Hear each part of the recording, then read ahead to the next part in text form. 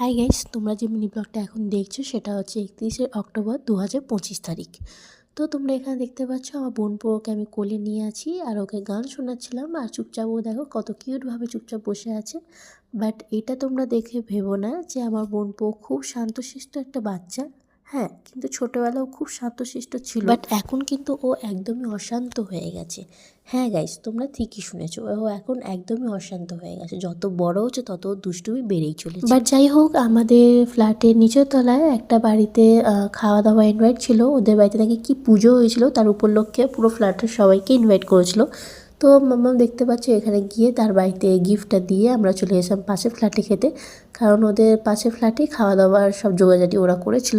তো দেখতে পাচ্ছ আমরা এখানে সবাই মিলে সেজে গুজে খুব সুন্দরভাবে গেছি। তো আমার দিদিভাইকে দেখে পুরো কিউটি গার্ল লাগছে। বাট আমাদের ফুল ফ্যামিলিকে কেমন দেখতে লাগছে অবশ্যই তোমরা কমেন্ট করো। তো যাই হোক, তোমরা এখানে দেখতে পাচ্ছ আমরা কিন্তু খাওয়া দাওয়া করতে বসে গেছি। আর এখানে কিন্তু আমরা খাওয়া দাওয়া করছি, তো কী হয়েছে, এখানে কিন্তু বোনপোকেও খেতে দিতে হবে একটা আমাদের মতন প্লেটে। তো যাই হোক, আমরা কিন্তু এখানে খাওয়া দাওয়া করে চলে এসেছিলাম বাড়িতে। দেখতে পাচ্ছ বাড়িতে এসে কিন্তু আমরা ফ্রেশ হয়ে গেছি। আর ফ্রেশ হয়ে এখানে কিন্তু আমি মেকআপ তুলছিলাম, দেখতে পাচ্ছ।